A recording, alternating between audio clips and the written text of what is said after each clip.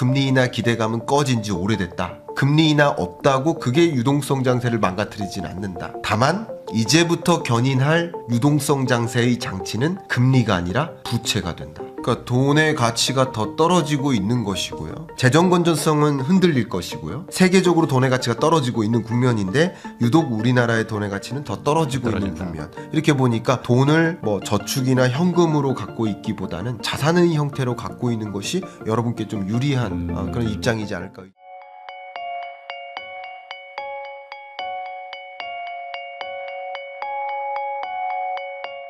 한양대학교 김광석 교수님하고 이야기 나누고 있는데요. 그러면은 이제 방금 말씀하신 것처럼 이제 통행료가 붙고 뭐 원가가 올라가고 그런 것들이 이제 소비자한테 전가되는 거면 결국 이제 물가가 올라가는 뭐 고비용 사회 뭐 이런 개념이라면 이제 금리 인하는 좀 어렵고 오히려 인상의 그 리스크가 더 많아진다 이렇게 생각하면 될까요? 네, 저는 그렇게 생각을 합니다. 일단 당분간은 특별한 이변이 없는 한 제가 여기서 이변이 있다면요. 예를 들면 이런 이변입니다. 미중 정상회담이 차질 없이 개최돼요. 네. 그리고 중국의 요구대로 관세율을 완전히 제로화해요.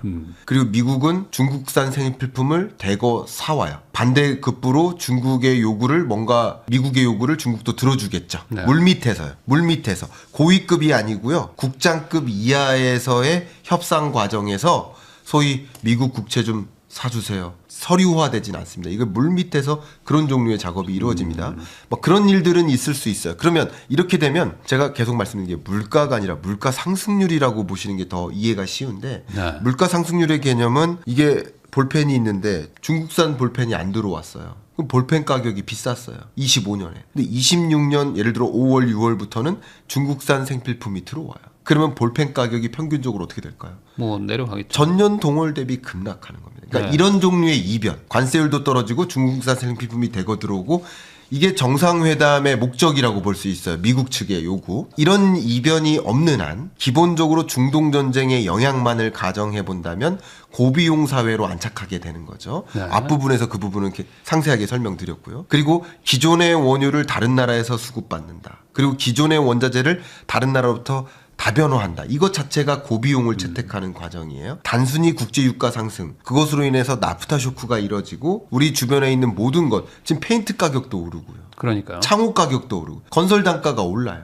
그러니까 이런 것들이 고비용인 거예요. 고비용 사회로 가는 건데 자료 보시면 우리나라뿐만 아니라 세계적으로 물가 상승률이 이렇게 올라갈 것으로 봅니다. 이게 무슨 뜻이냐면요. 베이스라인 대비 얼마나 오르는가인 건데 기존의 세계 물가 상승률을 예를 들어서 3%라고 봤었어요. 근데 중동전쟁 이후에 3.7%로 상승한다. 이런 뜻이에요. 0.6%포인트 올라간다. 올해도 내년에도. 그런 뜻입니다. 그러니까 OECD 국가도 그 밖에 신흥국들도 아시아 패시픽 국가들도 마찬가지 물가 상승 압력을 받는다. 이런 뜻입니다. 이렇게 물가 상승 압력을 받는데 3월 물가 상승률이 이미 발표가 됐어요. CPI 같은 경우는 보시는 것처럼 CPI 물가 상승률이 미국이 어떻게 됐습니까? 급등했죠.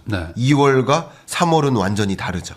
급등했습니다. 근데 뭐가 급등했나라는 것을 기여도 분석을 좀 해보니까 에너지 가격이 뚱뚱해졌죠. 이 레고 블록이 두꺼워졌죠. 이 1, 2월과는 달라졌잖아요. 딱 에너지네요. 나머지는 상관이 없죠. 근데 에너지 가격이 먼저 소비자 물가에 반영되어 나타났기 때문에 3.3%로 치솟은 겁니다. 근데 에너지 가격만 치솟는 게 아니라 나프타 공급 쇼크가 일어나고 이게 생산자 물가를 올려놓고 그러다 보면 순차적으로 공급망 쇼크로 인해서 물류비도 올라가고 쉽게 말하면 메뉴판 가격이 달라진다는 거예요. 예를 들어서 새우깡에 표시되어 있는 가격 표시가 있는데 그 가격을 뜯어 고치는 과정은 순차적으로 차후에 일어납니다. 이런 것들은 보통 3개월 걸립니다. 그래서 의견을 드린다면 2월부터 중동전쟁이 시작됐고 3월에 국제유가가 급등했는데 그것으로 인한 나프타 쇼크가 일어나고 또 그것으로 인해 소비자 물가 상승률에 반영되어 나타나는 에너지 가격 말고 식료품 가격을 자극한다든가 근원 물가를 자극한다든가 공산품 가격을 자극한다든가 식당의 메뉴판 가격을 올려잡게 한다든가 그런 일련의 현상들은 보통 2, 3개월 있다가 나타납니다. 그래서 의견을 드린다면 지금의 이 물가 상승률 3.3%가 전부가 아니라 4월에 발표될 3월 물가 지표 뿐만 아니라 5월에 발표될 4월, 6월에 발표될 5월 7월에 발표될 6월 물가 상승률 정도까지는 상당히 불안한 기조가 유지될 수 있다. 중동 전쟁이 오늘 끝난다 하더라도. 네. 그러면 이런 국면에서는 뭐 케빈 워시가 아니라 케빈 워시 할아버지라 하더라도 금리를 인하할 수 있습니까? 이런 국면에서. 그렇기 때문에 금리 인하는 끝나는 겁니다. 네. 그래서 다만 제가 이 부분은 좀 하나 강조할게요. 세계 주요국 금리를 제가 제시해 드렸는데 스위스나 스웨덴 같은 경우, 유로존 같은 경우는 이미 완화적으로 통화 정책을 전환해 버렸어요. 경기가 어려우니까. 네. 극단적으로 스위스는 제로 금리를 도입하고 있어요. 이런 나라들은 물가 상승률이 3% 4%로 치솟는다. 그럼 금리 인상을 단행할 수도 있어요. 근데 미국은 3.75%의 나름 긴축적 금리를 운용하고 제약적 금리, 긴축적 금리라고 하죠. 물가를 잡기 위한 용도로서 3.75%의 나름의 높은 금리를 운용하고 있어요. 그렇기 때문에 미국은 금리 인상으로 대응하기는 어려울 것이다. 이렇게 의견을 드립니다. 네. 이미 높은 금리니까. 그러나 보시는 것처럼 나머지 국가, 하단에 있는 국가들은 금리를 인상하는 조치를 단행할 수도 있다. 한국은행 같은 경우는 가장 지금 현재로서는 중립금리에 가까운데요. 네. 물가 상승률이 3% 4% 정도가 나오면 금리 인상을 고려하는 듯한 금리 동결이 이루어질 수 있고 실제 물가 상승률이 뭐 5% 6% 정도를 기록한다면 한국은행으로서도 금리 인상을 단행할 가능성이 높아진다. 더군다나 환율 안정이라는 과제까지 있기 때문에 그럴 경우 금리 인상을 단행할 수도 있는 것이다. 그러니까 이제는 제각각 움직임이 일어날 수 있다. 가장 중요한 것은 물가 상승률 여부에 따라서 향후 통화정책 기조가 바뀐 건 사실이다. 왜냐하면 그동안에는 금리 인하만을 고려하면서 금리 동결을 했었다면 네. 이제 물가 상승률이 어떻게 나오는지 보고 금리 인상 시점을 고려하면서 금리 동결을 단행하는 통화정책 기조는 확실히 바뀌었다라고 의견을 드리고 싶습니다. 근데 아까 교수님께서 지금 금리 인하가 없더라도 유동성은 늘어날 수 있다라고도 네. 얘기를 해주셨잖아요. 네. 그 부분도 좀 설명을 좀 해주시면 네, 좋을 너무 것 같아요. 중요한 질문이십니다. 그래서 제가 늘 여러분께 말씀드리는 것이 실물 경제와 자본 시장을 구분하셔라. 네. 실물 경제적 영향 요인들을 많이 말씀드렸던 거 지금까지. 근데 자본 시장 관점에서는 금리 인하 여부보다 금리 인하 기대감, 금리 인상 우려 네. 이런 것들이 시장을 억누르거나 할 겁니다. 근데 자료 보시는 것처럼 미국의 금리 인하 시점에 대한 기대는 27년 7월에 있을 것이다. 가능성도 희박하지만 네. 계속 금리 동결할 거라고 동결로 믿고 본다. 있는 거예요. 네. 그러니까 시장은 이미 중동 전쟁이 전개되면서 주가가 조정되는 과정에서 금리 인하는 끝났다라고 이미 인식하고 있는 겁니다. 이게 증거입니다. 네. 그러니까 이게 반영된 지금 주식 시장인 거예요. 그러니까 금리 인하가 없을지라도 그것 때문에 시장이 추가적으로 조정은 없을 거라는 거죠. 금리 인하를 기대하지도 않고 있는데. 네. 그렇기 때문에 금리 인하 기대감이 추가적으로 더 줄어드는 그런 일도 없는 거. 금리 인하는 없는 거니까. 그러니까 이것은 시장에 추가적인 영향을 주지 않는다. 네. 근데 여기서부터 중요한 거. 제가 약 1시간 동안 앞에 계속 말씀드렸던 게 뭐냐면 구조적 변화예요. 예를 들면 전쟁 전비를 더 많이 써 국방비를 더 많이 써서 무기를 다시 원복시킨다. 미사일 썼던 거 다시 원래 자리로 돌아놓는다. 그리고 파괴됐던 군사시설 다시 돌려놓는다. 그리고 그 밖에 나머지 인프라들도 되돌려놓는다. 또 에너지 시설도 다시 되돌려놓는다. 이게 중동 인접국에서의 현상일 겁니다. 네. 이게 뭐예요? 재정 지출입니다. 그 밖에 다른 나머지 나라들도 에너지 구조를 개편한다. 원자력, 재생에너지. 그리고 다른 나라 원유를 수입을 다변화한다. 하기 위해서는 설비 투자가 단행돼야 된다는 해야 말씀을 되죠. 드렸죠. 이런 것들이 재정 지출입니다. 그리고 더 적어도 우리나라 성장률도 원래는 2.1%로 전망을 했다가 네. OECD가 1.7%로 낮춰 잡았었는데 이게 중동 전쟁의 충격이죠. 다만 중앙은행은 물가 안정을 우선시하기 때문에 금리 인하를 단행할 수 없겠지만 재정당국 입장에서 행정부 입장에서 대통령 입장에서는 경기 진작이 우선이 되기 때문에 이 성장률이 꺼질 만한 것을 다시 재정을 투입해서 상쇄시키자. 그게 우리나라는 추경인 거예요. 네. 세계 주요국들도 재정을 투입한다는 거예요. 그리고 중동 전쟁이라는 것은 연초에 발생했지만 2026년 예산을 계획할 때는 없었던 사안이기 때문에 이 중동 전쟁에 따른 경제적 충격이 있을 때 추경 편성이 정당화될 수 있죠. 네, 이해가시죠? 근데 유동성이 늘어나면 또 물가를 자극하는 거 아닌가요? 그렇죠. 그러면 또 이게 금리를 잡고 있는 그 이유가 좀 약간 희석되는 거잖아요. 그렇습니다. 그렇습니다. 네. 제가 말씀드린 게. 그러니까 재정당국 입장에서는 이 추경을 편성하고 재정을 적극적으로 투입함으로써 공급망 병목 현상을 막거나 하는 방식으로만 움직인다면, 공급망 쇼크를 완화하는 그런 방향으로 움직인다면 지금 공급발 인플레니까 인플레도 어느 정도 막는 방향으로 움직일 수도 있는 거예요. 이해 가시죠? 네네. 예산을 투입해서 지금 달걀이 부족해서 달걀 가격이 올랐는데 뭐 태국산, 베트남산 다른 걸 달걀을 사온다. 이런 식으로 재정을 투입한다면 물가 안정에도 기여를 할 수 있겠죠. 네네. 그럼 물론 기본적으로 추경을 편성하고 재정을 투입한다는 것은 물가를 자극하는 행위인 건 맞아요. 그렇기 때문에 중앙은행은 금리 인하를 단행할 수 없는 것이고 네. 적정한 시점에 물가 상승률로 나타난다면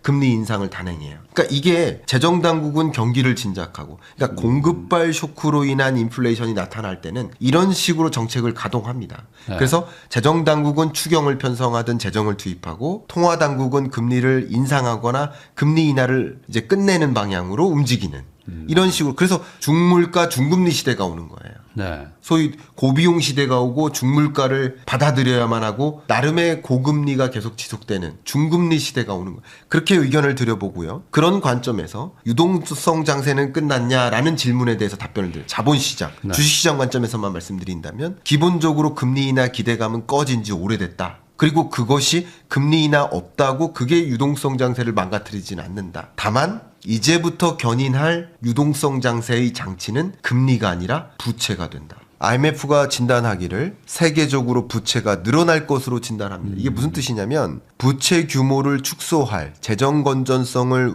우선시하는 그런 나라들도 있어요. 이 회색 그래프. 네. 근데 미국과 중국은 대대적으로 부채에 의존해서 경기를 진작시키고 성장을 도모하고 AI 경쟁력을 강화하는 이런 행보를 앞으로도 지속할 것이다. 그리고 미중을 제외한 그 밖에 나머지 주요국들도 대부분 부채를 의존해서 부채에 의존해서 더 많은 살림살이를 할 것이다. 이게 무엇을 뜻할까요? 재정 건전성은 흔들릴 것이고요. 각국 경제가 좀 부실화될 텐데 재정 부실이라고 하죠. 그건 맞아. 이건 실물 경제적 현상이에요. 근데 자본시장에 나타난 현상은 부채를 끌어다 쓴다. 그만큼 돈의 가치가 떨어진다.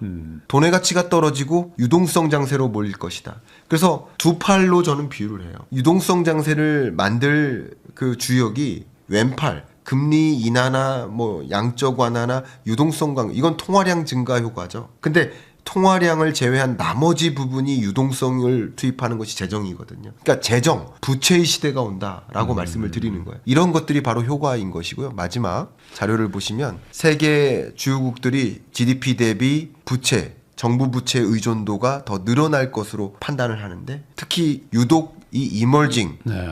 국가들의 부채 비율이 늘어난다라는 뜻은 이 이머징 국가에 중동 국가들이 많이 포함되어 있기 때문이기도 합니다. 네. 이런 것을 감안한다면 세계 각국이 많은 부채에 의존해서 경기를 진작하거나 원복하기 위한 그런 행보를 하고 그게 유동성 장치로서 역할을 할 것이다, 이렇게 보고 있습니다. 그러면 마지막으로 지금 개인 투자자들 입장에서 특히 요즘 이제 주식 투자를 많이 하시는데 뭐 네. 국장이든 미장이든 어쨌든 지금 자산 쪽에다가 돈을 넣어놓는 게 뭐 금리 인하 여부를 떠나서 어쨌든 다른 방식의 유동성이 늘어나는 거니까 그렇습니다. 그게 잘하는 방향이라고 봐야 되는 걸까요? 지금은 어쨌든 자산에 돈을 더 넣어야 되나요? 그러니까 돈의 가치가 더 떨어지고 있는 것이고요. 고환율이 장기화되는 이런 흐름. 저도 환율 전망을 중동 전쟁 같은 이런 변수가 네. 없는 한 1400 초반대로 떨어질 것이다라고 의견을 드렸는데, 왜냐하면 미국의 유동성 공급 속도가 더 빠를 것이기 때문에 26년. 그래서 그렇게 의견을 드렸는데 1400원으로 안착된다 하더라도 역사적으로 보면 여전히 고환율입니다. 그러니까 네. 이런 식으로 우리나라의 세계적으로 돈의 가치가 떨어지고 있는 국면인데 유독 우리나라의 돈의 가치는 더 떨어지고 있는 떨어진다. 국면. 이렇게 보니까 돈을 뭐 저축이나 현금으로 갖고 있기보다는 자산의 형태로 갖고 있는 것이 여러분께 좀 유리한 그런 입장이지 않을까 의견 드리고 싶습니다. 그러니까 전체적으로 그냥 금리가 뭐 유동성 증가의 가장 뭐 중요한 요인이다라고 생각하시는 것도 있지만 네. 이게 부채도 사실 똑같이 유동성을 늘리는 효과잖아요. 그렇습니다. 근데 이게 길게 보면 어쨌든 저렇게 가면 안 좋을 것 같긴 한데 안 부채가 좋죠. 계속 쌓이니까 이자에 안 허덕일 좋죠. 텐데 예. 근데 안 그럴 수가 없는 지금 어쩔 수 없는 구조적 문제가 있다. 그 분절화 이야기를 때문에.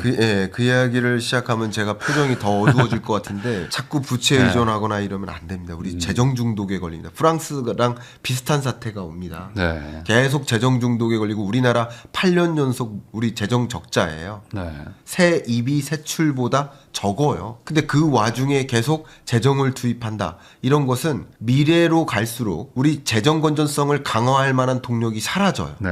왜냐면 세계가 저성장을 전망하고 인구 감소를 전망하고 그 어떤 나라보다 인구 감소 속도가 가장 빠르고 출산율이 떨어지고 고령화가 지속되는데 국민연금을 비롯한 각종 연금 8대 보장성 기금이 있는데 이게 이미 6개가 고갈로 전환됩니다. 8개 중에 4개가 이미 적자고요. 국민연금도 2040여 년 정도가 되면 고갈로 전환되는. 그럼 그런 국면에서 나중에 재정을 보존할 수 있을까? 지금부터 성장 전략도 중요하고 분배 전략도 중요한데 이 재정 건전성을 강화한다라는 3가지 틀의 국정과제를 만들고 그런 방향에서 재정 준칙도 정하고 재정이 지켜지는 범위 내에서 재정 건전성을 유지하는 범위 내에서의 분배 정책과 성장 정책을 고민해야 되는 시점이 아닌가 저는 그렇게 생각을 하고 있습니다. 그렇지만 어쨌든 세계적으로 지금 다 그렇게 달려가고 있으니 우리만 멈추면 또 상대적으로 뒤처지는 느낌도 날 거고 그러면서 또 단기적인 또 부작용을 걱정하는 게 또 정치인이다 보니까 그렇죠. 전 세계가 다 그냥 부채를 늘리는 그렇습니다. 방향으로 그렇습니다. 가고 있다. 정확합니다. 나중에 문제는 나중에 해결하자. 트럼프 대통령도 마찬가지. 네. 이 안에서 어쨌든 개인 입장에서는 뭐 어쨌든 이런 방향이라면 이 안에서 나도 자산을 불리지 않으면 나도 손해를 보는 구조니 우리도 같이 이 판에 안 낄 수가 없는 거네요. 어찌 보면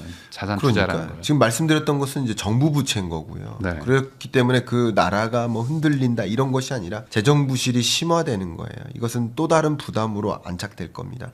그러나 여러분들 입장에서는 그러면 이렇게 부채를 짊어지고 재정을 많이 투입하고 돈의 가치가 떨어지는 국면에 돈을 들고 있을 것인가? 네. 돈이 아닌 자산을 들고 있을 것인가? 여러분들이 충분히 판단의 잣대를 삼으실 수 있을 거라 생각합니다. 지금까지 김광석 교수님 모시고 최근 한국을 둘러싼 뭐 다양한 국제 정세 그리고 이제 경제 전망까지 이야기를 나눠봤습니다. 도움이 많이 되셨다고 저는 뭐 개인적으로 좀 느껴지는데요. 이런 내용들이 사실 재테크에 되게 중요하다는 생각도 다시 한번 또 듭니다. 지금까지 귀한 시간 내주셔서 시청해주신 거 다시 한번 감사하다는 말씀 전하면서 저도 교수님하고 인사 나누도록 하겠습니다. 오늘 나와주셔서 감사드립니다. 감사합니다.